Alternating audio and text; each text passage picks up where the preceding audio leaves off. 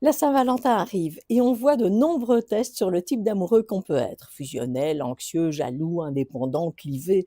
Mais à quoi cela sert-il vraiment? Parce que ça, on s'en aperçoit très vite. Et soit ça nous convient, soit on reste pas ensemble.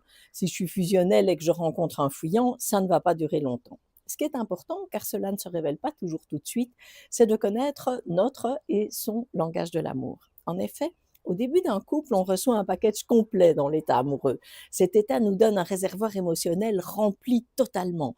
L'autre est quasi parfait. On se sent aimé, rempli, entier. C'est pour ça qu'on parle de sa moitié parfois. Si quelque chose nous contrarie, ça ne dure pas. Ça n'a pas vraiment d'importance puisque il ou elle même, oui, il ou elle était en retard, mais c'est parce qu'il est distrait. L'état amoureux est fabuleux. C'est comme une nouvelle voiture remplie de carburant. Elle avance longtemps. Parfois, ça dure toujours et on le souhaite, mais malheureusement, ce n'est pas toujours le cas. Avec le temps, notre réservoir émotionnel se vide. On ne se sent plus aimé de la même façon. On sait que l'autre nous aime, mais on ne le sent plus tellement. Et lorsqu'il y a une contrariété, on se pose vraiment des questions. Il ou elle est en retard. Est-ce que ça veut dire qu'il se fiche de moi? En fait, ce réservoir émotionnel dont je parle, c'est un petit peu comme le réservoir d'essence d'une voiture combiné avec ses amortisseurs. Bien rempli, on va loin, on a des bons amortisseurs, même si la route est pleine de bosses, pas de problème. Mais si le réservoir émotionnel est vide, si on n'a plus d'essence, on n'arrive plus à avancer.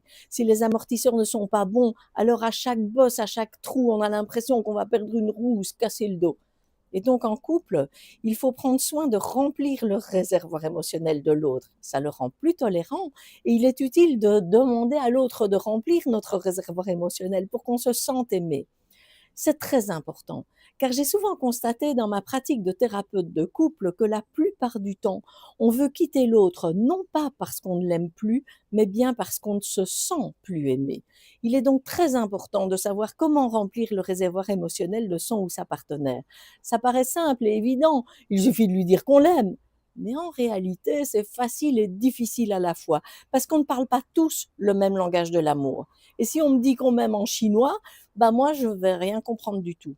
Il faut donc lui parler son langage de l'amour à lui ou à elle. Je vous explique une autre fois.